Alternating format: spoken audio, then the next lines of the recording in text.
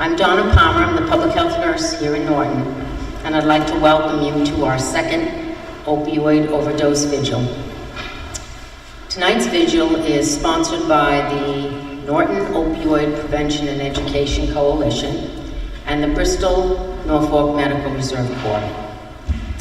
Tonight we will hear from different speakers with different perspectives on the addiction crisis. And after they speak, we'll have a moment of musical reflection.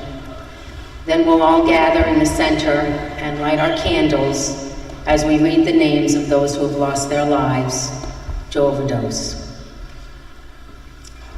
We will finish the evening with a prayer. Our first speaker tonight is Chief Brian Clark.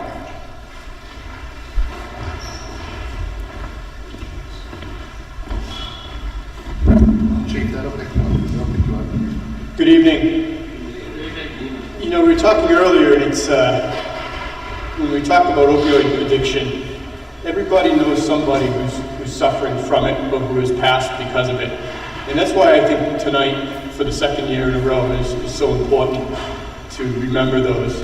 I really appreciate the work that Donna does to put this together along with her staff. There's not many around that put these type of vigils on, and I think it's very important. I think the big thing that I wanted to put out here tonight is the support from the police department. We totally understand the struggles of addiction that people are going through, whether it's somebody suffering from addiction or a family member or a friend who's trying to assist people. And over the past couple of years with our pop team of Jesse and Nick, we've worked to assist those who struggle with an addiction. And we're continuing to do that. This past year, we're partnering with the Greater Attleboro Recovery Network, Garn, who's here tonight, to broaden our scope and allow more resources to come in for that. Recently, there was a case where somebody who had been struggling and had a couple different overdoses over a short period of time didn't quite have the family support. And it definitely can be frustrating on both ends, both the family's end and our end, because we truly want to help those people. And you know, we work very hard and tirelessly to show that support and to get the resources that are out there. So if there's anything on our end that we can do, certainly feel free to reach out. We certainly are going to do follow-ups as this continues. Our numbers right now are greater than they were last year at this time. We've been on kind of a roller coaster ride, where last year we had large numbers, and in a couple day period in August we had over 7 overdoses. So I don't think this is going away. We certainly understand people's struggles. So just to know that we're here for support, and if there's anything we can do, we just want to make sure we pass that along. Thank you.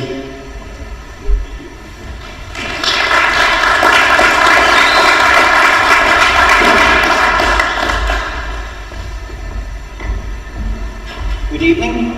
My name is John Broder. I'm a person in long-term recovery from opiates.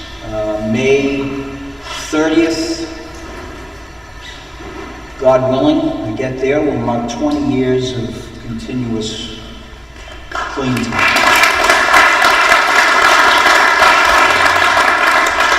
You know, some brief history. At age 13, I was introduced to alcohol. As a lot of, youngins are, it progressed. And the problem with that was there was always this uncomfortable, whatever was going on with me, and I was raised in a good family, I had loving parents, typical childhood, but I was uncomfortable, and the alcohol took that away. And that progressed, and by 17, I was introduced to heroin by a friend of mine that's no longer with us due to this disease. And the thing with opiates, for me, is it did the same exact thing alcohol did, but it did it a lot faster, and I didn't have to drink something that never really cared for booze myself. So I got the same desired effect, which was numbness, without having to drink something I didn't really like. And so by the time I was 21, I was homeless, 9 detoxes, 1 long-term treatment, and no hope. No hope. And just to think back where I was at that time, and what always rings true today is you just take a few minutes on Facebook or social media. You know, I was the guy that they should just let die. I was the guy that was being enabled by Narcan. I was the guy that isn't worth the air that everyone else gets to breathe. And I'm here 20 years later, clean and sober. And it gives me chills and it gives me gratitude. You know, but it also took a lot of work, and that work ultimately started with treatment. And nowadays treatment is many avenues. Back then it was abstinence. And as we know, treatment now consists of inpatient, outpatient, medically assisted treatment.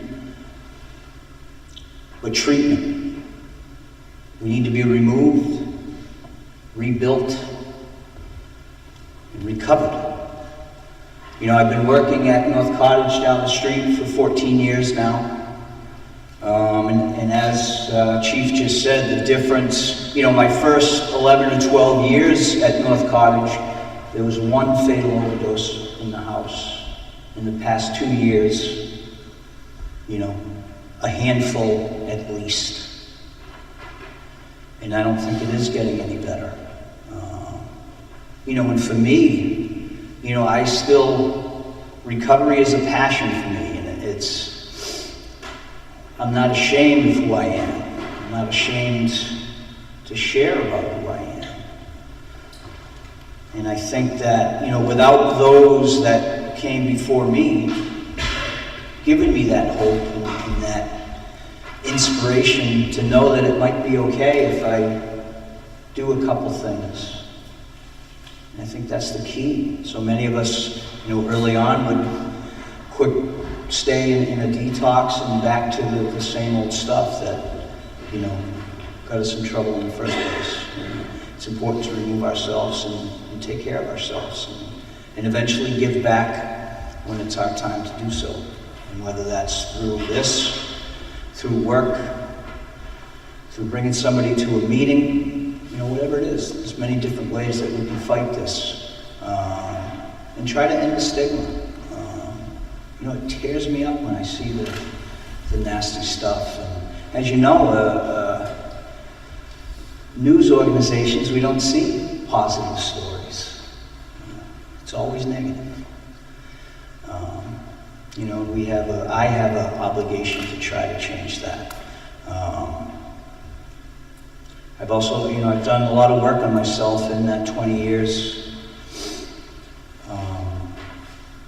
And I don't take it for granted. I know I'm no different than the guy with 5 days clean.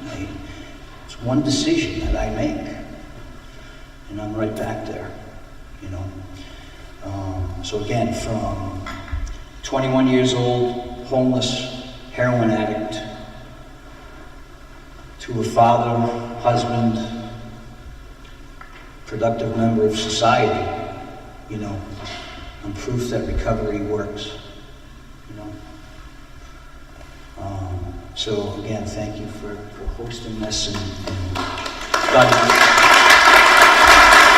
I'm Mark Early. I'm also an alcoholic and addict in recovery from opioids also.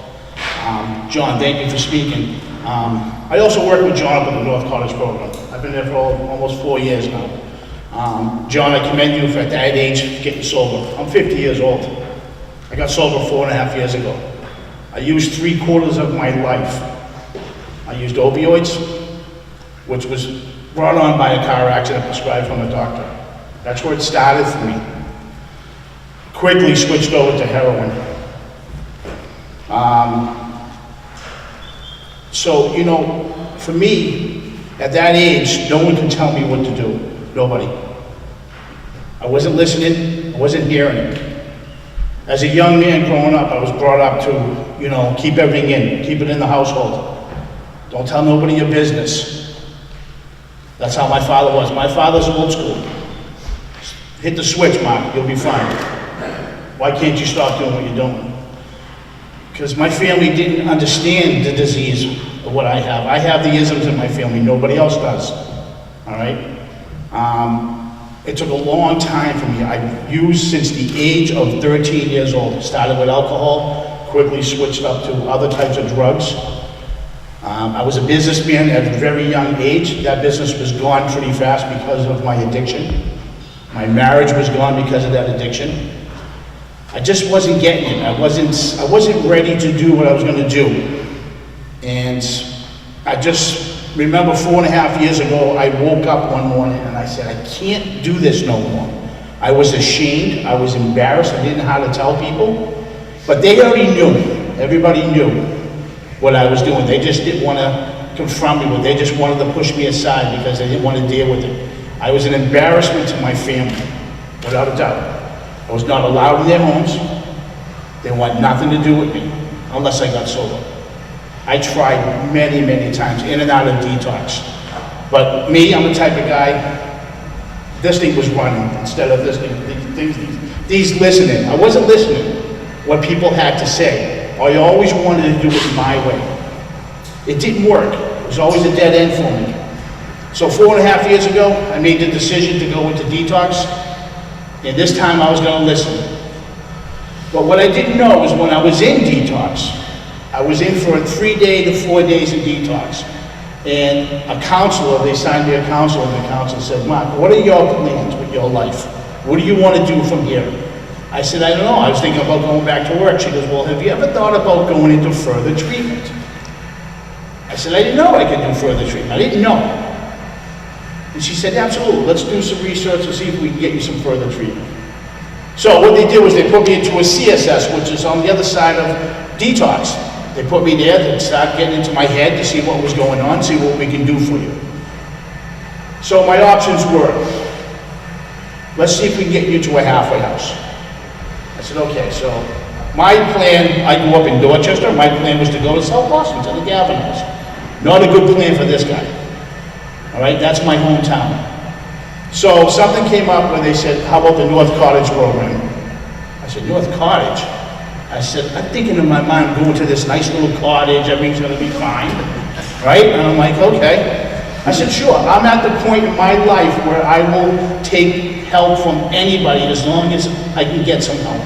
That's where I was. I was living in my car, in Dorchester, in my 2001 Malibu on Malibu Beach. That's the God's honest truth. I sold that car to get drugs. I lost my home, I had nowhere to live, so I had to do something. So I went into that treatment plan, and they got me further treatment. Went on to a TSS, which a lot of people, you know, in here, some people know how the system works. Detox, CSS, TSS. TSS is a transitional support system, where they hold you till they find you a place to go. I was up there in New Bedford for 120 days. 120 days, but this is what I needed. So it was long-term treatment for me that worked for me. It wasn't just a spin dry going into detox and then just getting right out. Because that's what happens with a lot of alcoholics and addicts. No further treatment.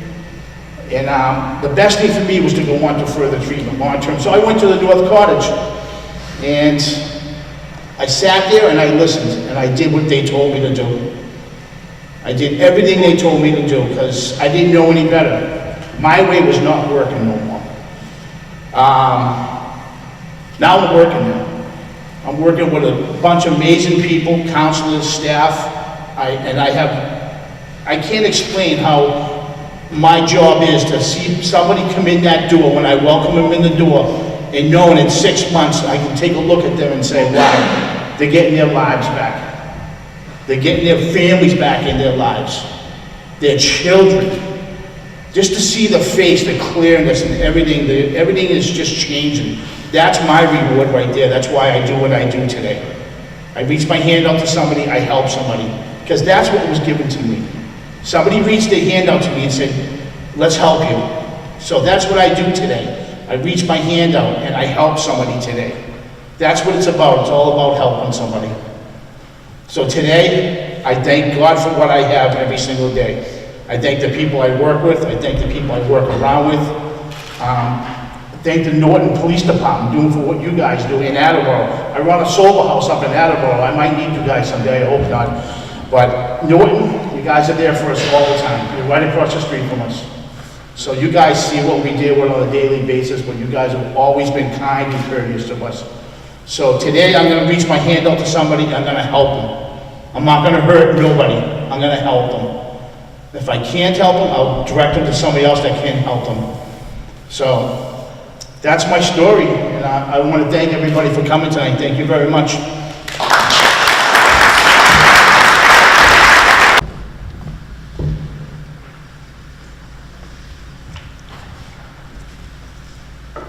And now, lost my paper. Now I'm going to speak to you as a family member of an addict, specifically a mother.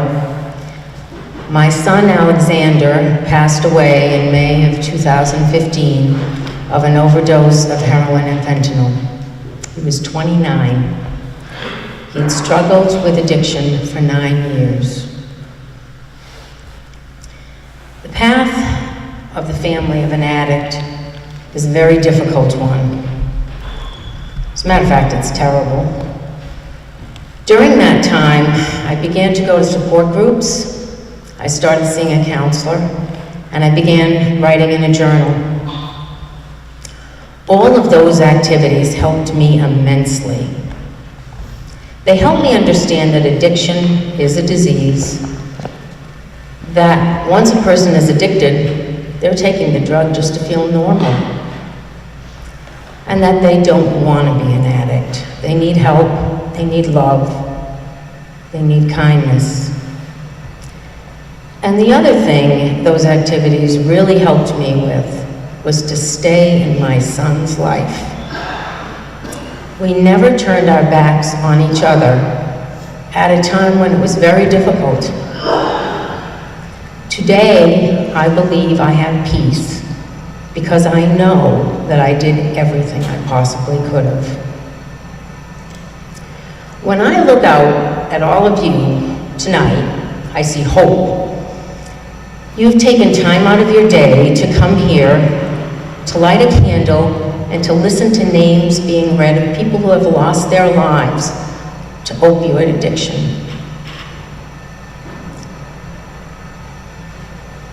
I think that is doing what we can do.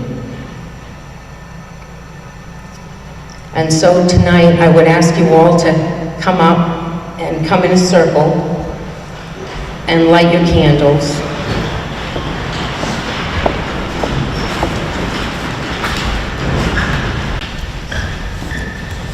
Adam Wade, Al Casino, Alex Palmer, Alicia Nelson, Anthony Kilmore, Anthony Shea, Anton Silva, Bill Stew, Bobby Belmont Jr., Bobby Michael Bloomston, Brandon Gibbs, Brandon Newman, Brandon Snow, Bree Santola, Carrie Jo Bertino, Cheryl Drummond, Christopher Rosa, Clinton McDougal, Corey Fitzgerald, Corey Leland, Courtney Gunn, Frida Goodrow-Boulay, Dan Smith, Danny Morrell, David Flory, David Parsons, Elizabeth Ahern, Eric Alex, Aaron McDonough, Evan Green, Ian Roderick, Jamie Walker,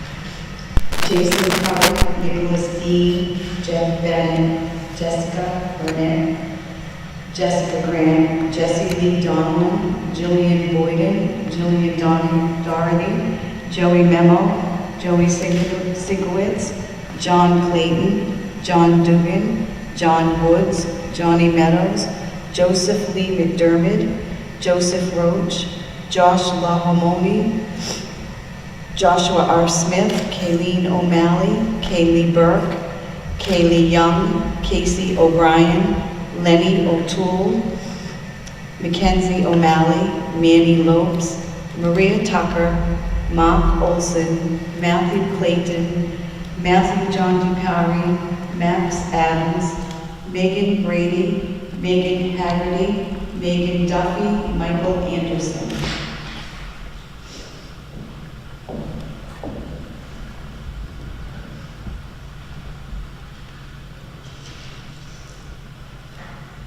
Michael Borderius, Michael Kane, Michael Duca, Michael Hoppo, Michaela Hanscom, Nicholas Bean, Pat Simpson, Patrick Graney, Paulie Curran, PJ Koskas, Ralph Brennan, Ray Brill, Richie Cannon, Richie Willen, Rob Stone,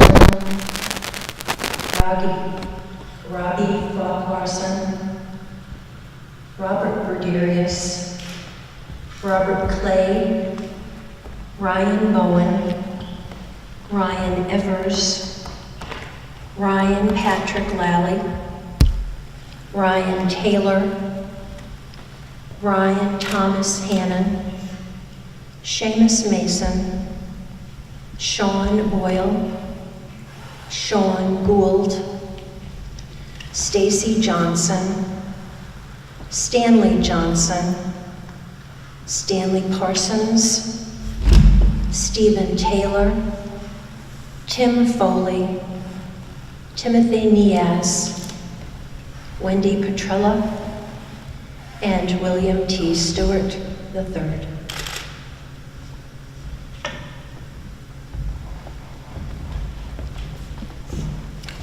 As we read these names, we have acknowledged their deaths, but we're also celebrating their lives because their lives mattered. We are all as a society suffering this terrible loss, but by coming here tonight and lighting your candles and being part of this, you are hope. You are hope for our future. We'll now finish the evening with a prayer from Gretchen Weiss, Reverend Gretchen Weiss.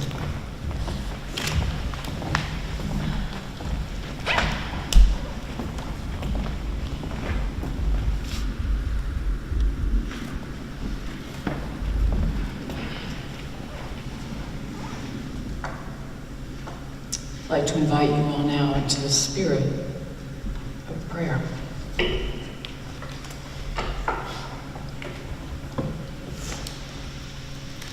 Spirit of love, Spirit of life, God known by many names and by none, we pray for strength, for courage, for guidance, for help. The problem of opioid addiction is so large and we are so small. We cannot do this alone. We have gathered to recall those beloveds who have died.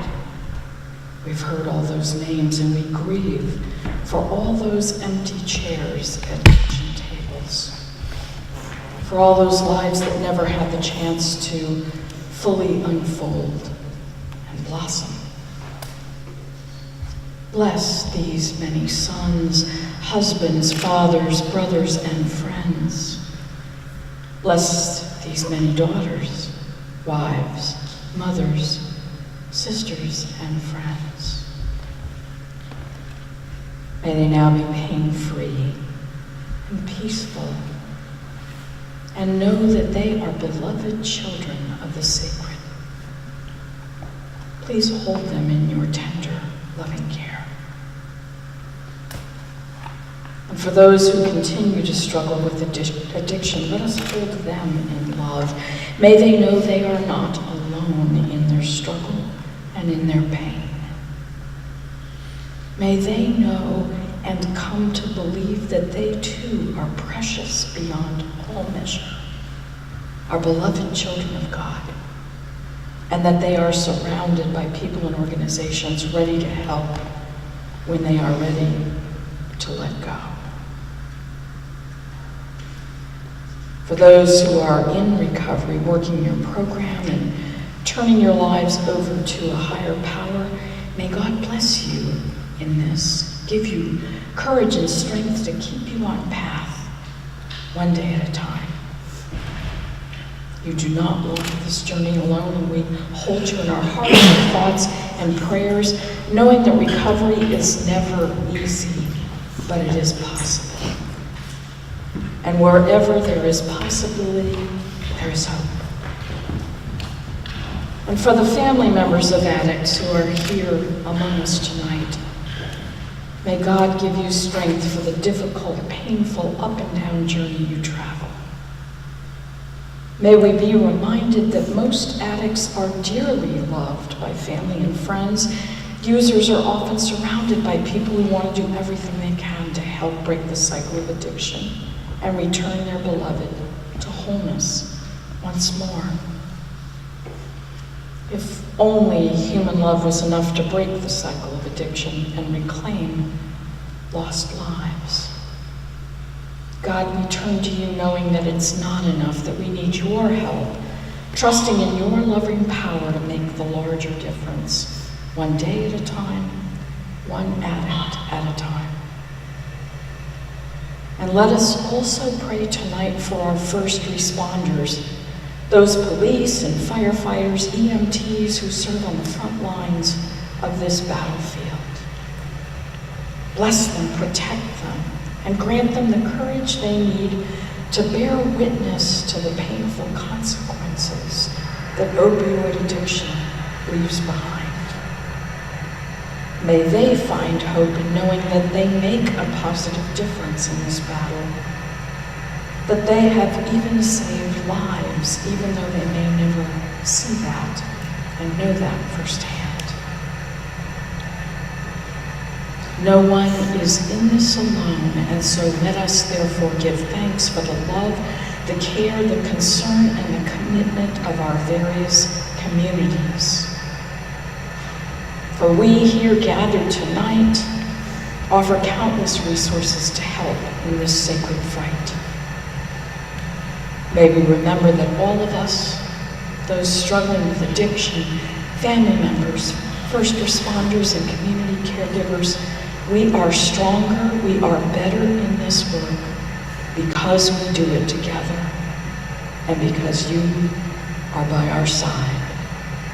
Amen. Thank you.